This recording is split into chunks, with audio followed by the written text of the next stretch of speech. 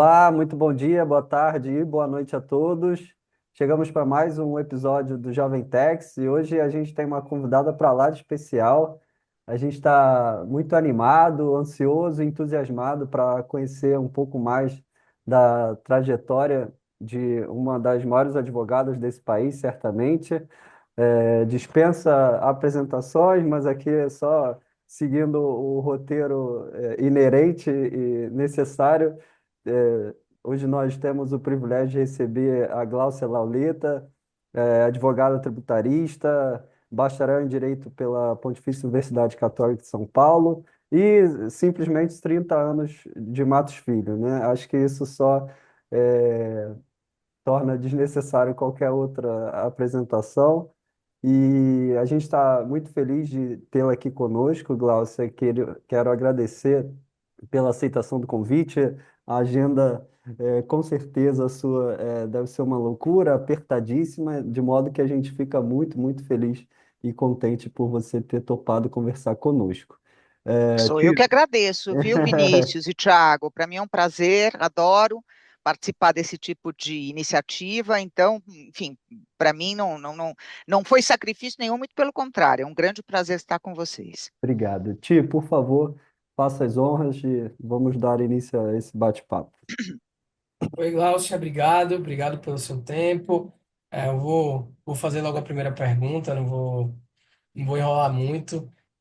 Você, muito provavelmente, é a nossa convidada que tem uma trajetória mais perene em uma única instituição. Nós tivemos algumas pessoas aqui, é, que também ficaram muito tempo, estão há muito tempo em uma única instituição. Eu lembro aqui talvez da Marina Oiticica, no BTG, Vini, que também tem muitos anos de BTG, mas eu não sei se Peroba também, né?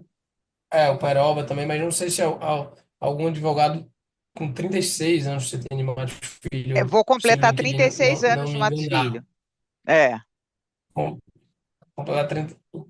Nos conta um pouco como é que foi, assim, você estava na faculdade, você entrou no Matos Filho, você já estava ainda na PUC, ou você já tinha formado há algum tempo, e como é que foi a sua trajetória ali na faculdade, Tá, descobrindo direito tributário, descobrindo o Matos Filho e entendendo que era isso que tá. você queria para sua vida?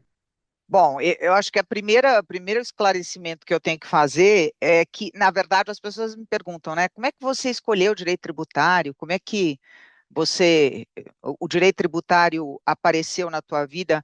E eu costumo dizer o seguinte, não fui eu que escolhi o direito tributário acabou me escolhendo, justamente porque quando eu tive a oportunidade de ingressar no Matos Filho, a oportunidade era na área tributária, que eu pouquíssimo conhecia. Vocês imaginam que há 36 anos atrás, inclusive, o nosso mercado de direito tributário era muito diferente, muito diferente. Então, não foi uma decisão super pensada, refletida, uma vocação natural que eu identifiquei, mas muito mais uma oportunidade que surgiu e que eu aproveitei. Eu estava na faculdade, sim, eu estava começando o quarto ano, né? Eu vou completar 36 anos nessa minha trajetória no Matos Filho. Quando eu entrei no Matos Filho, na verdade, a composição do Matos Filho não era a composição atual, era um outro escritório que se chamava Matos Filho e Suchodolski. Houve uma cisão nesse escritório Matos Filho e Suchodolski em 1992, eu era recém-formada, formou-se o Matos Filho da forma como ele é hoje. Então, eu costumo dizer, eu não sou fundadora do escritório, por óbvio, mas eu estou no escritório, eu estava no escritório desde a fundação, por isso é que vou completar 36 anos, embora o Matos Filho mesmo tenha só 32 anos de vida, completou 32 anos de vida. Então as pessoas falam, mas como é que você tem 36 se o escritório tem 32? É porque eu comecei antes. Então, como eu disse, eu estava no comecinho do quarto ano, eu tinha feito outro estágio em escritórios pequenos. Matos Filho e Suchodolski, na época, se a gente for comparar com os escritórios de hoje, era um escritório relativamente pequeno, mas naquele mercado já era um dos maiores escritórios. Então, quando houve oportunidade, quando eu soube que estavam procurando estagiários no direito tributário, não pensei duas vezes e comecei. E para mim, eu entro num mundo completamente novo, né, num escritório com uma estrutura já formada. Como eu disse, estamos fazendo uma comparação de um mercado muito diferente do mercado que a gente tem hoje. Era um escritório muito estruturado, era um escritório com sócios já extremamente conhecidos, né, referências na área. E eu acho que é evidente que a gente tem que aproveitar a sorte quando ela aparece. Eu acho que é meu caso, acho que eu aproveitei um momento de sorte, mas não tenho dúvida que eu estava na hora certa, no lugar certo, né? Eu começo em janeiro de 1989. A Constituição de 88, ela foi promulgada em outubro de 88, então a partir de 89 a gente começa na área tributária a experimentar os primeiros efeitos de uma Constituição que trouxe muitas alterações, inclusive com a criação de novos tributos. Então, antes da Constituição de 88, a gente tinha um cenário de contencioso tributário muito incipiente, muito diferente daquele que a gente passou a ter no começo de 89, no início dos anos 90. E é nesse momento que eu começo a trabalhar como estagiária. Evidentemente que na época os estagiários, eles tinham uma jornada muito diferente da jornada que os estagiários têm hoje, né? Porque nós não tínhamos muita regulação, digamos assim. Então eu entro e já entro com tudo. Já entro trabalhando, já entro me envolvendo com os processos, várias distribuições de processos. Aí no começo de 90 a gente tem o plano Collor, né? Eu costumo brincar que hoje a maioria dos meus interlocutores não tem ideia do que foi viver o plano Collor, inclusive com bloqueio do dinheiro. Eu estava lá, eu não tinha dinheiro bloqueado, por óbvio, né? Nem dinheiro bloqueado, nem dinheiro não bloqueado. Mas a gente viveu tudo aquilo, né? Inclusive, eu costumo dizer que eu acho que essa cultura de litigiosidade que a gente tem, para bem e para mal, acho que ela tem pontos positivos, porque permite o acesso do cidadão ao judiciário, o judiciário experimenta ir ao judiciário de uma certa forma, colher frutos e ter resultados efetivos na sua vida. Eu acho que esta cultura de judicialização, de judicialidade que a gente tem no país, eu acho que começa em 1990, quando você tem, desde a grande empresa até o cidadão comum que tinha lá o seu dinheirinho na poupança, ingressando judicialmente para poder liberar os seus recursos. E ele teve um retorno, porque muitos daqueles que ingressaram judicialmente conseguiram liberar os recursos que tinham, inclusive recursos que às vezes eram utilizados no próprio dia a dia, na própria sobrevivência das pessoas. E daí a gente começa com uma cultura de judicialização que eu acho que teve um reflexo muito grande na área tributária, e que, de uma certa forma, a gente vive até hoje. Talvez tenha se intensificado mais do que desejável. Infelizmente, a gente não tem o judiciário suficientemente estruturado para dar as respostas à sociedade civil no tempo e na forma que a gente gostaria, mas eu acredito que o Poder Judiciário talvez seja hoje uma das instituições mais fortes que a gente tem no país. E eu acho que, de uma certa forma, isso é reflexo, sim, desta atividade judiciária que a gente experimentou, tanto da parte de quem está do lado de quem julga, como da parte da sociedade civil.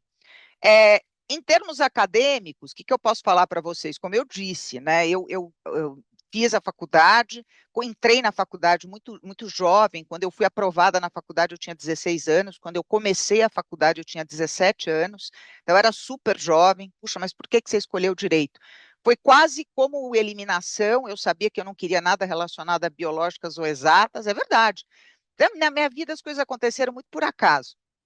E entre humanas, eu achava que o direito, imagina, isso foi super intuitivo, né? Porque hoje é para mim uma certeza, mas na época era simplesmente uma percepção e uma sensibilidade. Eu achava que o direito, talvez, de todas as carreiras, era provavelmente aquela que me ofereceria um leque de alternativas e oportunidades maior.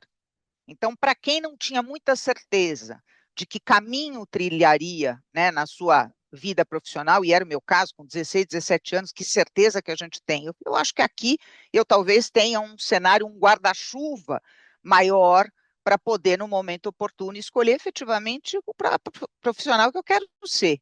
E eu acho que foi uma boa escolha. Acho que foi totalmente intuitiva,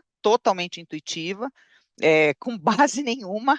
Eu não tenho tradição de advogados na família, não tinha ninguém a me orientar, mas foi exatamente o que aconteceu. E naquele momento, tendo a oportunidade de ingressar num escritório com a estrutura do Matos Filho, tendo ingressado no escritório, como eu disse para vocês, num momento muito bom de contencioso, onde as coisas estavam começando, era uma constituição nova para todo mundo, não era uma constituição nova só para mim que estava começando, era uma constituição nova para todo mundo. As coisas foram acontecendo até numa velocidade razoável. Eu acho que a cisão que houve naquele escritório com a criação do Matos Filho, que é hoje, também me deu uma oportunidade muito relevante, muito significativa. Embora eu fosse uma recém-formada, eu começo um projeto junto com sócios fundadores, o que foi muito relevante, e rapidamente as coisas aconteceram, né? E em 1997 acontecem duas coisas extremamente significativas na minha vida. Eu costumo dizer que talvez em 1997 eu começo as duas principais trajetórias da minha vida, as trajetórias mais desafiadoras, que foi me tornar mãe, porque em 1997, em junho, nasce a minha primeira filha, e em outubro de 1997 eu sou convidada a ingressar na sociedade.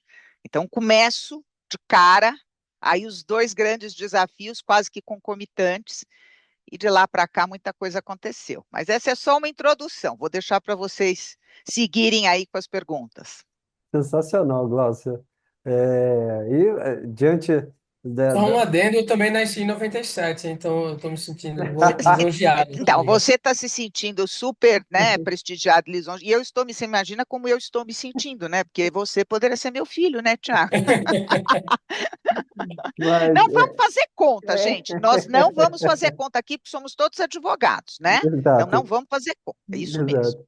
Mas, diante dessa peculiaridade da sua trajetória, a próxima pergunta, naturalmente, vai envolver esse momento tão importante da sua vida, de 1997, e aí, aliando as duas partes da pergunta, né? Naturalmente, você teve os desafios inerentes a uma sociedade, você estava se tornando sócia. Não sei se o Matos Filho já era, o maior escritório, né? Em quantidade de pessoas, né? Sempre tem a disputa com o Piero Neto, mas, enfim, coloquemos o Matos Filho como o maior escritório do país. Não sei se já era em 1997, e se puder, comentar um pouco conosco essa questão de, Tá. caramba, me tornar sócio é o momento, até então, mais importante da minha carreira profissional, juntamente com o maior desafio da vida de todas as mulheres, que é ser mãe. Se É. puder trabalhar isso, a gente vai ficar muito contente. Bom, vamos lá. Não, não era. Na época, em 1997, o Matos Filho, até onde me lembro, não era o maior escritório em número de advogados, o número de sócios, mas já era um grande escritório, né? Então, o Matos Filho começou, se não me engano, com 16 ou 17 advogados. Acredito que quando eu me tornei sócio em 1997, esse número já era 3 vezes maior. Era um grande escritório, né? Era um grande escritório, não era o maior, mas, enfim, tinha já bastante destaque no mercado. A minha sorte é que eu não tinha a mais mínima ideia do que era ser sócia do escritório. Essa foi minha sorte, né? Então eu entro meio que no escuro, para começar uma trajetória. Eu era muito jovem, eu tinha 28 anos, mas era um momento de crescimento do escritório, né, de consolidação do escritório. E justamente porque eu estava desde o começo, eu era talvez não uma das mais velhas em termos de idade, mas uma das mais antigas, né? Muito conhecedora da cultura, muito próxima dos sócios fundadores, num momento que, como eu disse para vocês, era um momento de muito trabalho, um mercado muito ativo. Agora, evidentemente que como sócia, eu começo a ter algumas exigências e começo a ter um nível de dedicação maior do que eu tinha antes. E claro que naquele momento, tendo me tornado mãe, isso foi muito difícil, né? Como é que a gente equilibra? Como é que a gente consegue se dedicar à suficiência para o trabalho no momento em que eu estou sendo tão exigida e, ao mesmo tempo, ser uma mãe presente, estar cuidando da minha vida, aprender também o que é ser a maternidade? E eu sempre tive uma filosofia, e eu acho que isso me ajudou muito, que é aonde eu estava por inteiro. Aonde eu estivesse, eu estaria por inteiro. Então, quando eu estava no escritório, eu estava por inteiro e me dedicando ao máximo do que eu podia. E quando eu estava em casa com a minha filha, eu estava fazendo exatamente a mesma coisa. Em alguns momentos era exigida mais de um lado, em outros momentos era exigida mais do outro. Não é fácil para qualquer mulher. Este começo, né, da vida dos nossos filhos, eu costumo dizer que os primeiros 3 anos, eles são muito desafiadores, porque você é fisicamente exigido, seja pela presença, seja pela energia que você tem que despender. Depois dos 3 anos melhora um pouquinho, falo isso para todas as mulheres. Espera aqui, e passa rápido, etc. Mas acho que foi um exercício de tentar achar um meio termo e tentar fazer com que, seja num contexto ou seja no outro, eu pudesse estar oferecendo a minha melhor versão. Foi fácil, gente? Não, não foi. Ai, foi tranquilo? Não, não foi. Ah, você estava plena? Não, não estava. Me sentindo extremamente culpada, faltosa, devedora, em vários dos contextos, mas acho que, de uma certa forma, a maturidade, ao longo de vários e vários anos, vai nos trazendo um pouco de alento, né? A gente vai se perdoando. Ah, talvez eu não tenha sido 100% que eu deveria, tanto num lado como no outro, mas deu certo, né? E o que eu acho que talvez todos nós, hoje em dia, não falo só das mulheres, acho que são homens e mulheres e profissionais de uma forma geral, o que a gente tem que tentar é justamente isso. Né? Aonde você estiver, você tentar ser a melhor versão de você mesmo. E não é sempre que você vai conseguir. Vão ter momentos em que você vai chegar e falar, puta, não era aqui o ideal, não era o máximo do que eu poderia, e tudo bem, gente. Porque no final das contas, não é a fotografia que prevalece, é o filme. E eu, fazendo um retrospecto, olhando para trás, olhando esse filme, né, e vendo hoje os meus filhos adultos, eu tenho 3 filhos, né, esta que nasceu em 97 é a mais velha, eu tenho uma filha de 24 anos e um filho de 21 anos, tive 3 filhos, consegui ter 3 filhos, né, dar conta de 3 filhos. Olhando esse filme, olhando em retrospecto, e hoje as pessoas que são todos adultos praticamente, eu olho e falo, puxa, no final das contas, gente, ok, né? Tá todo mundo ok, tá todo mundo bem, né? Deu certo, e de uma certa forma no escritório acho que é a mesma coisa. É, trabalhar, conseguir ter uma carteira de clientes, conseguir ter algum destaque interno, conseguir ter alguma exposição externa, tudo isso é muito relevante, as contrapartidas materiais, tudo que eu construí na minha vida, tudo isso é importante, mas talvez a maior contribuição, talvez não, certamente a maior contribuição que eu dei ao escritório ao longo desses 35 ou quase 36 anos foi ter conseguido fazer sucessores que, garanto a vocês, me superam. São sucessores que são profissionais melhores do que eu fui. Eu acho que essa é a maior contribuição. E eu acho que essa, na minha opinião, é uma das maiores obrigações que qualquer profissional tem nas instituições, desde que, evidentemente, integrem instituições que têm uma perspectiva de perenidade. Eu costumo dizer também que acho que o maior projeto que o Matos Filho tem e sempre teve é um projeto de perenidade. Para isso dar certo, todos nós que estamos hoje na sociedade, nós temos que ter muita consciência desta obrigação, de formar essa sucessão, de dar oportunidade. Né? Os melhores profissionais só quererão estar no Matos Filho se o Matos Filho tiver a capacidade de criar oportunidade para esses melhores profissionais, senão eles não vão estar lá. Essa que é a verdade. Né? Então, todos nós temos, a instituição como um todo, e cada um de nós individualmente, a gente tem essa obrigação. Eu acho que foi isso, né? E hoje eu tenho a felicidade de olhar para o lado e ver que tenho profissionais incríveis que começaram lá no escritório e que hoje desempenham as suas funções, garanto a vocês, muito melhor do que eu sempre desempenhei. Muito legal, Glaucia. Essa preocupação com a sucessão me parece ser de fato uma preocupação que os jovens têm no mercado, né? Os jovens de destaque, todos os jovens, mas assim, olhando para os jovens que efetivamente se dedicam, eles pensam em ingressar em organizações que têm pessoas preocupadas em formá-los e moldá-los. O jovem me parece ter essa humildade, o jovem preparado, assim, que ele precisa ser moldado, ele precisa ser preparado para chegar lá e ele quer isso. Eu tenho essa impressão que o jovem quer, hoje ele quer isso, ele prefere talvez estar junto de um gestor que o molde do que de um gestor que pode ser uma grande figura, uma grande sumidade na área, mas que não se preocupe com isso. E nós temos alguns exemplos no mercado de grandes escritórios ou empresas que têm grandes pessoas, mas que o negócio não tem sucessão, porque depois que o fundador parar, acabou o negócio. Né? Então, por favor, por favor. Não, eu acho que você tocou num ponto super importante, né? Bom, começa uma questão que eu acho que vale a pena comentar, que é o seguinte: as gerações de hoje, elas querem coisas completamente diferentes daquelas coisas que a minha geração queria, e eu acho isso incrível e maravilhoso, graças a Deus. Aliás, o que se quer hoje é muito mais do que se queria antigamente, e eu acho que isso aí é um reflexo da evolução da sociedade, do mercado, da humanidade. E dentre essas coisas diferentes, né, que se quer hoje, que o jovem profissional quer hoje, eu acho que é exatamente, uma delas é exatamente o que você está colocando, Thiago, que é a oportunidade de ser formado, a oportunidade de ser mentorado, a oportunidade de aprender com profissionais experientes e profissionais experientes que tenham este interesse em formar pessoas.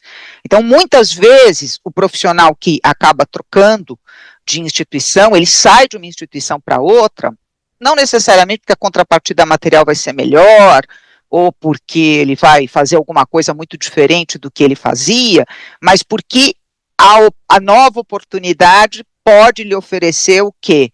Um pouco mais desta formação, né? Se existe esta cultura na instituição de sucessão, de formação, de mentoria, eu acredito muito em mentoria. Eu acho que mentoria é uma das ferramentas mais poderosas e mais impactantes na formação de profissionais. E mentoria não é só no aspecto técnico, não é você transmitir conhecimento técnico, é você, na verdade, compartilhar a tua experiência. Então, concordo plenamente com você. Eu acho que os profissionais de hoje, os bons profissionais, os melhores profissionais, buscam exatamente isso. Eles querem ser formados, mas querem ser formados e querem ter oportunidade também, sem dúvida nenhuma. As instituições que não estiverem preocupadas em criar oportunidade para os bons profissionais, acredito eu, em algum momento, mais cedo ou mais tarde, poderão ter dificuldades. Inclusive, uma das coisas interessantes, eu converso com vários colegas, principalmente os mais jovens, e às vezes fazem parte de instituições menores, né, sócios de escritórios menores, sócios de escritórios médios, perguntam muito como é que foi o crescimento do Matos Filho, eu conto a história, etc. E às vezes eu ouço, mas a gente não quer crescer, a gente quer ficar do tamanho que a gente tem. E eu ouço e falo, não, eu entendo, eu acho que essa é uma escolha estratégica, importantíssima. Agora, a par disso, vocês têm que se preocupar em criar oportunidade para os talentos, porque não importa o tamanho do escritório, o tamanho da instituição.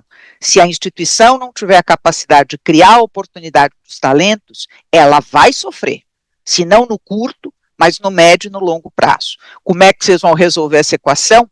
Não sei. Não é o crescimento pelo crescimento, mas o crescimento com o propósito de gerar oportunidades e manter a excelência daquela instituição, daquela sociedade, daquele escritório, para manter, enfim, tudo aquilo que conquistou ao longo do tempo. É um grande dilema, tá? É um grande dilema, mas eu acho que é algo muito importante, eu costumo dar muita ênfase nisso nas minhas interações. Muito legal, Glaucio. Então, a gente falou um pouco na linha do, nessa mesma linha que a gente está traçando aqui, falando um pouco da expectativa do jovem, da mudança das gerações. A gente falou um pouco do que o jovem espera e dos anseios que de fato são diferentes dos jovens de alguns anos atrás. Mas do ponto de vista dos profissionais mais sêniores do mercado, o que é que eles esperam do jovem?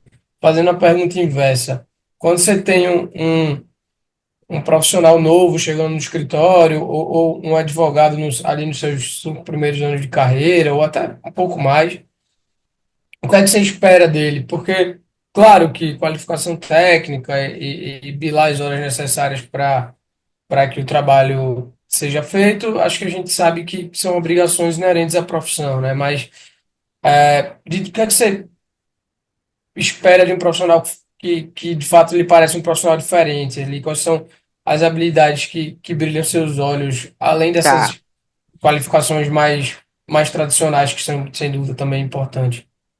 Bom, Tiago, antes de falar o que eu espero, eu vou te dizer o que eu acho que alguns esperam e que me parece um grande equívoco.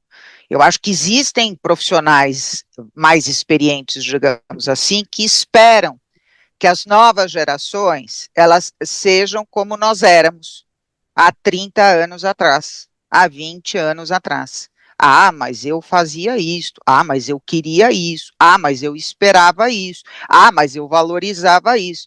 E eu acho isso equívoco, porque é talvez uma insensibilidade para se perceber que as gerações elas mudam, elas são diferentes, e isso é bom.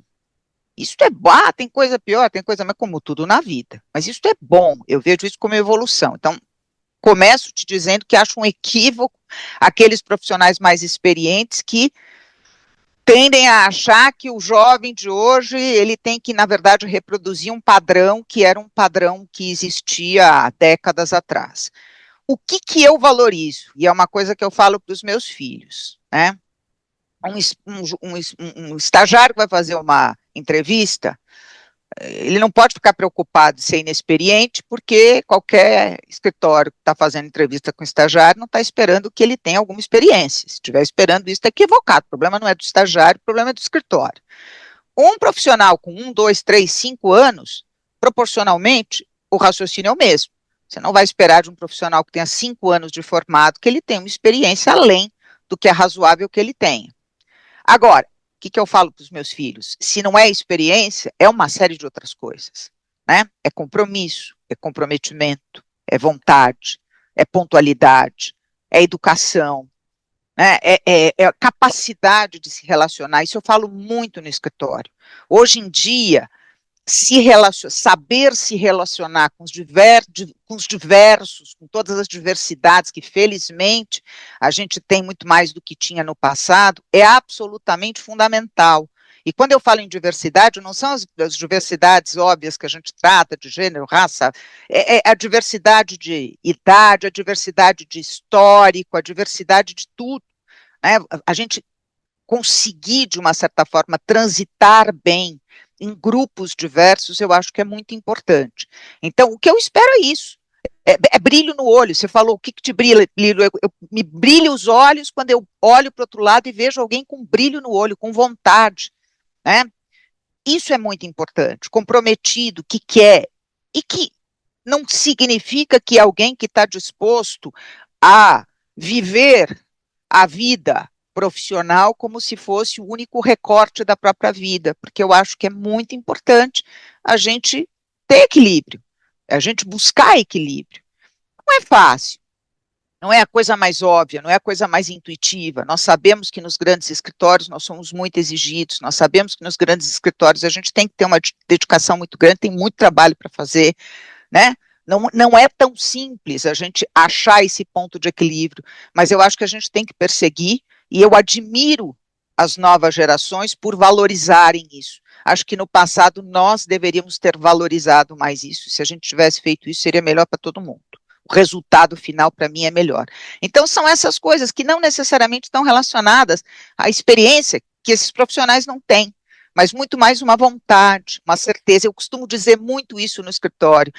Ainda que vocês cheguem à conclusão de que este aqui não é o projeto que vocês querem para a vida de vocês, enquanto vocês estiverem aqui, olhe para isto aqui como se fosse o melhor e o único. E o dia que isso não for mais desse jeito, aí sim você olha para o lado. Mas enquanto você estiver aqui, olha isto aqui como projeto da tua vida, como projeto profissional da tua vida. Que eu acho que é uma maneira, uma atitude que vai facilitar uma série de outras coisas. Aliás, o meu primeiro texto no LinkedIn, vocês forem lá, meu primeiro texto no LinkedIn foi de outubro de 2019, e eu falo exatamente isso. E, na verdade, a minha inspiração para esse texto foi uma reunião que eu tive com os advogados do tributário, em que eu disse para eles, eu falei, gente, se vocês estiverem aqui pelo emprego, esse aqui é o pior que tem. Porque melhores que sejam as contrapartidas materiais, o nível de exigência, o nível de comprometimento e de dedicação é quase que desproporcional. Vocês têm que estar aqui pelo projeto. Quem está aqui pelo projeto, na minha opinião, está pela razão certa. Né? Então, deu uma estremecida, alguns não entenderam muito do que eu falei, mas eu sei que acabou me gerando inspiração e foi a primeira vez que eu escrevi. E a repercussão foi muito grande, a partir daí eu não parei mais. Então, enfim, não sei se eu respondi a você, Thiago, mas é como eu penso. Nossa, sensacional, Gócio. Certamente respondeu, né, Tia? Então é sensacional aqui. eu tenho o hábito de ficar, né, fazendo meus apontamentos aqui sobre o que os nossos ilustres entrevistados falam e a capacidade de se relacionar com todos, né? Isso é muito importante e é curioso como, às vezes, as pessoas, né, de fora, né, atribuem certa pecha a isso, naturalmente negativa, falando, ah, lá o político, né? E eu sempre fiquei meio assim, falei, como assim? A pessoa fala que todo mundo, isso é bom, né? Claro que tem aquelas que se aproveitam disso de uma forma equivocada. Mas, via de regra, a pessoa que se dá bem com todo mundo tem que ser visto positivamente. Isso. Eu sempre fiquei olhando isso e não concordava muito. E aqui tem uma pessoa muito mais experiente, muito mais capacitada do que eu, que vem corroborar as minhas teses. Mas, pegando esse gancho justamente da capacidade de se relacionar, a gente não podia deixar de perguntar também, tendo aqui um pouquinho do tempo da advogada que fez a sustentação oral da tese do século, e certamente isso se Não, da coisa relaciona julgada, da coisa Vinícius. julgada, é A verdade, tese do século eu só fiquei sofrendo de longe. da coisa julgada. Pior ainda. É. E isso envolve naturalmente uma capacidade de se relacionar. Ninguém chega para sustentar no tribunal do Supremo Tribunal Federal, num dos processos mais importantes do último ano, dos últimos anos, um dos assuntos mais importantes, a coisa julgada, ou a quebra da coisa julgada. O resultado não foi muito satisfatório para nós, É, e talvez pois é, vocês né? tenham conseguido o melhor dentro de um cenário um pouco ruim. Mas, enfim, se você puder comentar conosco os bastidores, né, Tá. da sustentação da coisa julgada, como que você chegou a ser a eleita, não, tem que ser a Gláucia para sustentar a coisa julgada, se naturalmente, porque a Gláucia é que vai ter mais paciência para lidar com os ministros do Supremo Tribunal Federal, então a gente vai ficar muito feliz se você puder trazer isso para Vinícius, olha, a gente não combinou essa pergunta, mas assim, você acertou na mosca, tá? Porque eu vou contar a história e você vai entender o que isso tem a ver, inclusive, com a capacidade da gente construir relacionamentos duradouros e fortes e de confiança.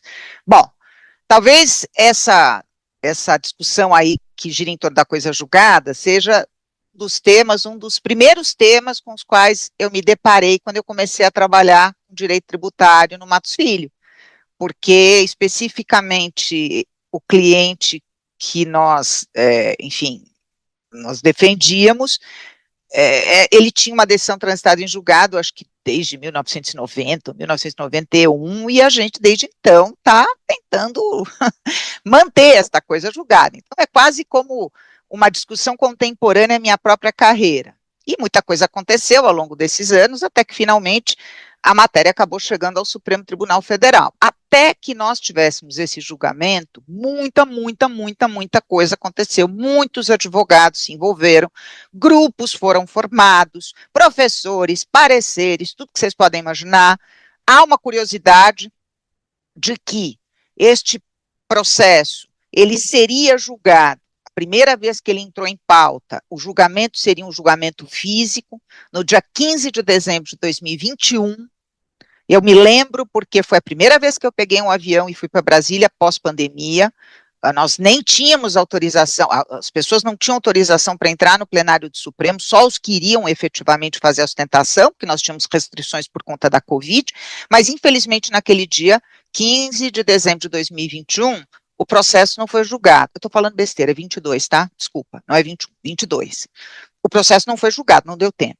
E por que eu falo que é importante? Porque naquele dia, 15 de dezembro de 2022, se aquele processo tivesse sido julgado, eu tenho a sensação, a sensibilidade, de que nós teríamos ganho a modulação de efeitos. Tá? Nós conseguiríamos, na minha opinião, que a modulação de efeitos tivesse como marco temporal o momento do julgamento e não o julgamento de 2007. O contexto era favorável para isso. Não houve o julgamento físico, o processo foi para julgamento virtual. Quem acompanhou a tese deve se recordar de que foram apresentados vários votos no julgamento virtual até o pedido de destaque. Alguns desses vários votos continham a modulação de efeitos com marco temporal no momento do julgamento. Esses votos acabaram sendo substituídos por votos sem menção a qualquer tipo de modulação. Houve um pedido de destaque e, finalmente, o processo foi para julgamento físico no dia 1º de fevereiro de 2023. O que aconteceu no dia 1º de fevereiro de 2023? O Supremo reabre as suas portas, inaugura o ano judiciário pós 8 de janeiro.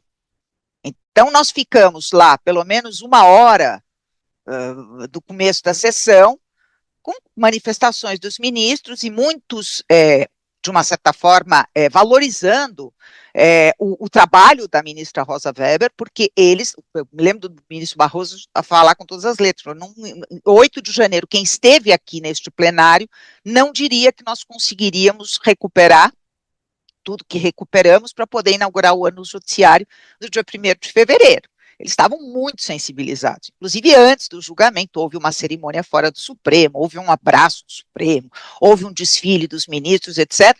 Fato que eu acho que, naquele momento, já existia, talvez, um ambiente, uma percepção de que as questões tributárias, elas deveriam ser analisadas, talvez, com um pouco mais de rigidez, digamos assim, quase como um voto de confiança para o novo governo que estava começando, né? E que, de uma certa forma, ele rompia, talvez, com um ciclo muito ruim, vis-à-vis o que aconteceu em 8 de janeiro e depois o que aconteceu depois. Então, o ambiente era completamente diferente. E foi nesse momento em que a gente faz as sustentações. Por que eu estava lá? Como eu disse para vocês, muita gente se envolveu, muitos professores, muitos pareceres, etc, etc. E num dado momento, nós tínhamos, na verdade, nós tínhamos a MIT para sustentar, nós tínhamos duas partes, eram 2 processos, vários advogados, professores, pessoas assim extremamente estreladas. E eu me lembro que um pouco antes da sustentação, eu conversei com a minha cliente, né, que é minha amiga. Então, depois vou falar para ela ouvir aqui, porque eu vou fazer uma homenagem a ela, uma pessoa muito querida, uma baita de uma profissional, uma das pessoas que eu mais admiro aí nesse ambiente tributário, e ela é diretora da empresa, e eu falei, olha, eu quero ganhar o caso, vai dar 0. Eu estou raciocinando aqui, vamos pensar juntas. Se tivermos que colocar uma outra pessoa para fazer esta sustentação, que nos facilite ganhar, ou nos dificulte menos ganhar, eu passo a minha vez tranquilamente. Vamos ver se tem aí um nome mais interessante para a gente colocar a sustentar. E ela chegou para mim e falou, Gláucia, não, eu quero que você sustente. Ninguém conhece mais desse caso do que você. Ninguém está mais empenhado em ganhar que você. Ninguém quer ganhar mais do que você. Eu quero você para sustentar. Eu não quero ninguém. Isso aconteceu. Ela deve se lembrar dessa conversa que a gente teve. Eu falei, pô, tá certo mesmo, né? Você tá certo, eu que tô errado. Vambora, vamos para as cabeças. E o resultado não foi dos melhores, né? E também uma outra homenagem que eu faço, uma coisa interessante que aconteceu nesse caso, é que, na verdade, a minha sustentação, ela foi feita em nome da parte. Por quê?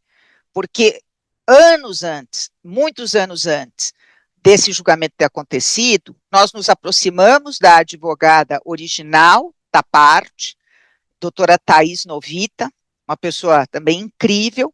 Ela já estava desacelerando a advocacia dela, ela acabou subestabelecendo poderes para nós, para mim, para um outro advogado, e acompanhamos o caso por tantos anos, e por uma tristeza imensa, ela acabou falecendo antes de ver a sustentação oral acontecer. Eu fiquei muito chateada, ela faleceu um pouquinho antes, mas foi uma pessoa muito importante para que tudo acontecesse. Enfim, então, Vinícius, tem tudo a ver com o que você está falando. Eu acho que esse relacionamento, esse vínculo de confiança que foi possível construir com esse cliente, foi possível construir com esta pessoa especificamente, esta mulher incrível que era diretora tributária na época, foi o que, de uma certa forma, me levou a estar lá no pleno e sustentar esse caso que foi tão importante para mim. Independentemente do resultado, né? Claro que a gente se frustra, mas acho que o compromisso do advogado é com o meio, né? É fazer o possível e o impossível, é fazer tudo aquilo que está ao seu alcance, é buscar todos os recursos, todos os elementos para a gente poder chegar ao resultado que a gente quer, e o resultado que a gente quer não necessariamente depende de todo esse esforço. Então, é uma história que eu me orgulho de contar.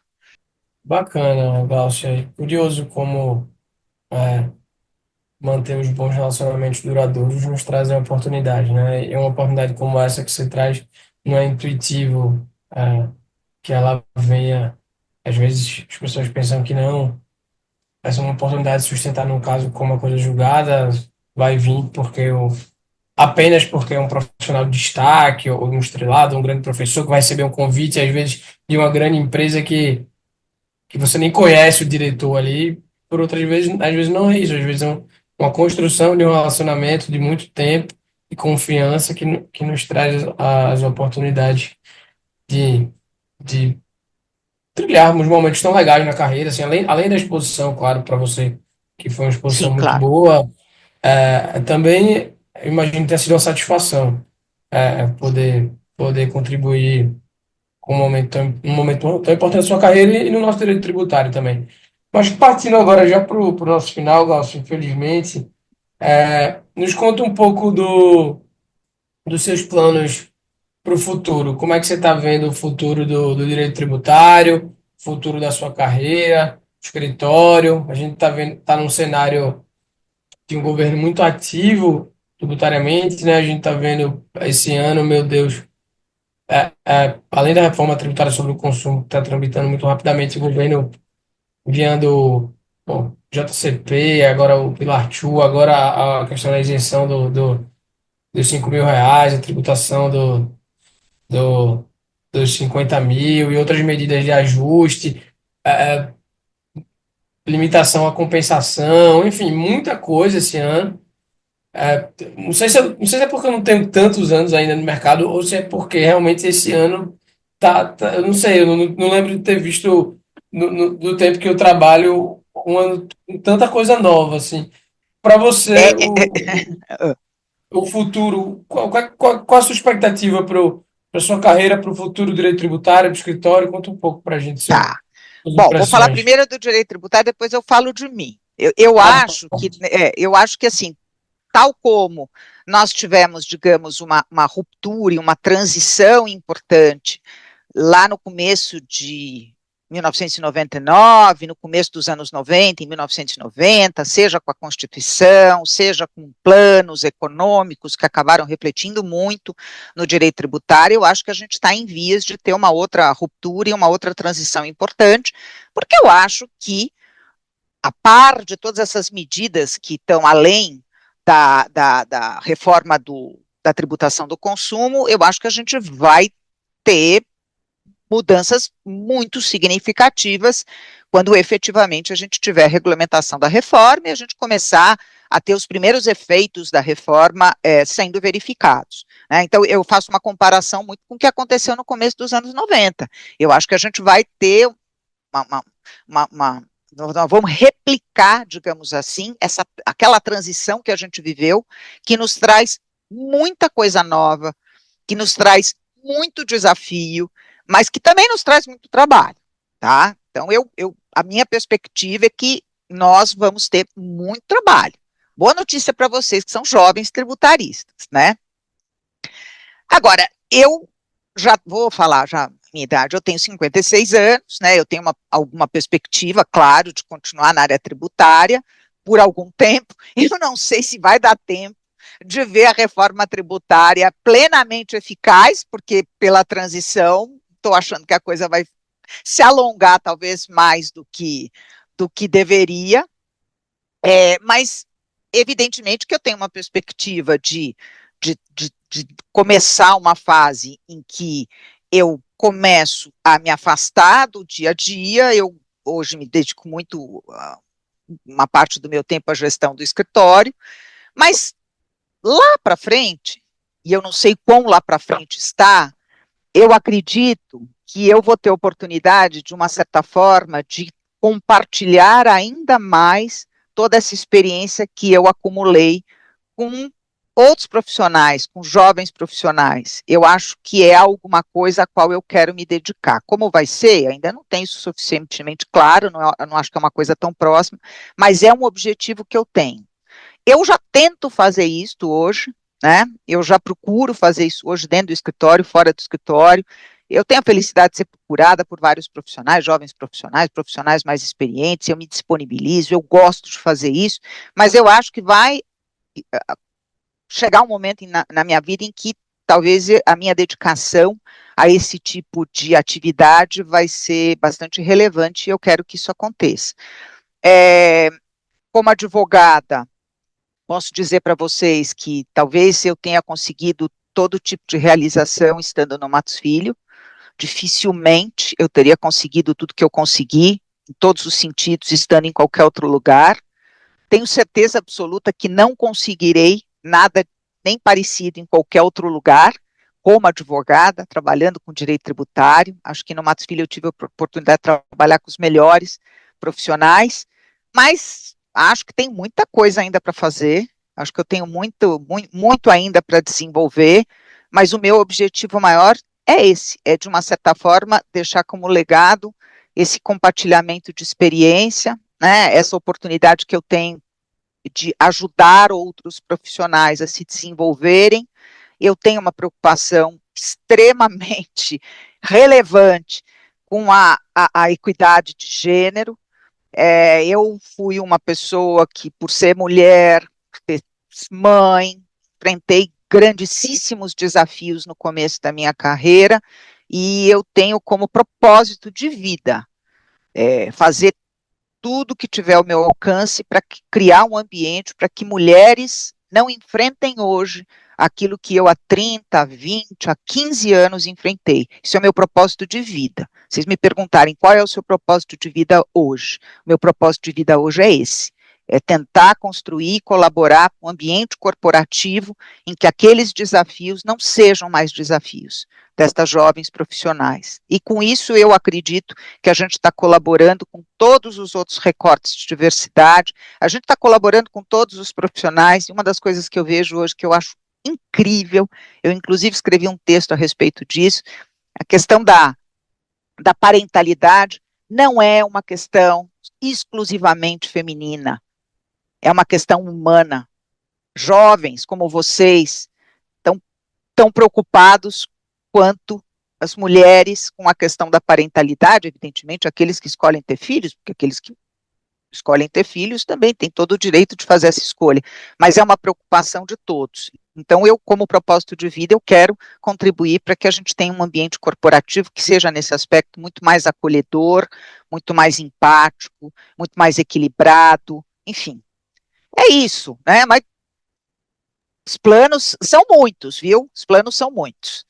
Mas quem está no direito tributário, vou dizer uma coisa, fica a dica, tá? Eu acho que a gente vai ter muito trabalho, eu acho que vai ter muita coisa acontecendo, concordo com você, a gente está num momento de, assim, franco crescimento, muitas questões aparecendo, a gente tem um pouco de preocupação, evidentemente, com a ressonância que o judiciário vai dar às nossas discussões, né? Felizmente, a gente tem essa preocupação de que ele realmente acolha e seja muito técnico e olhe as questões na perspectiva jurídica, mas acho que a gente vai ter muito trabalho pela frente, é a minha sensibilidade. Sensacional, Glaucia. Certo dia eu estava lendo a carta do Warren Buffett, né? A última Hum, dela, e destinada muito, principalmente, à sucessão dele. E ele falava da importância da educação dos filhos, né? E é curioso porque, naturalmente, pela avançada idade dele, ele tem filhos com 71, 69 e 67 anos, né? São filhos meu Deus. Hum, muito com idade avançada já, e ele falava justamente disso, de legado, né? E acho difícil que alguém não conheça o que você faz no LinkedIn, né? Claro, alguém do direito tributário. E eu e o Tiago, a gente sempre deixou seu nome na lista e tentou falar, vamos trazer a Glaucia aqui, porque no final do dia é isso que importa, né? Então, tem muitas pessoas que têm a sua estrada, têm a sua trajetória, e aqui sem fazer juízo de valor, certo ou errado, mas pessoas, por às vezes características pessoais, preferem não explorar muito a sua trajetória, procuram não falar muito de como foi, e você é completamente oposto e saiba, né? Presumo que você escute muito isso, mas saiba, mais uma vez, que isso é muito importante para a galera que está chegando, e não só Que aqueles que bom. trabalham com você no Matos Filho, mas para aqueles que têm você ali no LinkedIn e aguardam ansiosos os seus textos. A gente fica ansioso e já feliz por saber que você vai ampliar isso quando terminar sua trajetória no Matos Filho. E, enfim, aqui saiba que terá sempre dois admiradores. Ai, E, que bom, exato. Então, que bom. enfim, a gente fica muito feliz também. Recentemente, até, Pedro, só para concluir essa parte, né, da importância de deixar um legado, a Angela Merkel lançou semana passada a autobiografia dela, né? E para quem estuda um pouco a cultura alemã, né, ou que eu já li as biografias, as duas biografias da Angela Merkel, e jamais imaginaria que ela deixaria uma autobiografia. É surpreendente, assim, porque alemã, um pouco dura no Sim, trato, sim. enrijecida, e, enfim, eu vi uma entrevista dela, de um dos lançamentos do livro, e ela falando que o objetivo dela era ajudar, de certa forma, a política mundial hoje, né, que passa por um momento muito delicado, questão de guerra, né, questão de conflitos históricos que se afloraram. Então, é claro que no seu nicho, né, no seu mundo do direito tributário, como mãe, né, por exemplo, a Angela Merkel não é mãe, então não pode falar. Então, você como mãe, certamente vai ajudar muito. Então, queria concluir dessa forma, antes de passar a palavra final a você, que a gente sempre dedica a última pergunta aqui para falar não da Gláucia advogada tributarista, mas agora para falar da Gláucia mãe de três filhos. O que que você gosta de fazer? O que que você gosta, o que que você tem como hobby? Para onde você vai? Estou vendo aí um quadro de Nova York, presumo que adore a cidade que nunca dorme. Então, fique absolutamente à vontade para concluir esse excelente bate-papo, falando um pouco da sua vida fora Tá, do Matos Filho. tá. Bom, então eu tenho meus três filhos, a minha filha mais velha, que tem 27 anos, né, tem idade do Thiago, imagina. Ela vive em Nova York, ela é publicitária, a única que não quis fazer direito, e eu adoro ir para Nova York, realmente é uma cidade que me, assim, tem um significado muito grande na minha vida. Por acaso ela acabou indo morar lá, foi uma grande coincidência, mas eu gosto muito. Agora, com um motivo maior, ela está 3 anos e meio vivendo lá, acho que provavelmente não volta. Então, gosto muito de viajar, faço o possível para viajar. Gosto de ler, e gosto de ler romance, é, ficção. Às vezes as pessoas me dão uns livros assim, e eu falo, gente, a gente já pensa tanto, sabe? No trabalho, eu gosto de ler ficção. Tem uma outra coisa que eu leio, mas eu gosto de viajar, isso me relaxa. Eu faço tapete arraiolo. É um hobby maravilhoso, porque é um negócio assim que permite que eu me foque em alguma coisa manualmente, mas a minha cabeça viaja. Então, também acho bom, eu gosto de trabalho manual, isso é uma coisa bem importante. E claro, evidentemente, hoje eu procuro ser presente na vida dos meus filhos de uma forma diferente.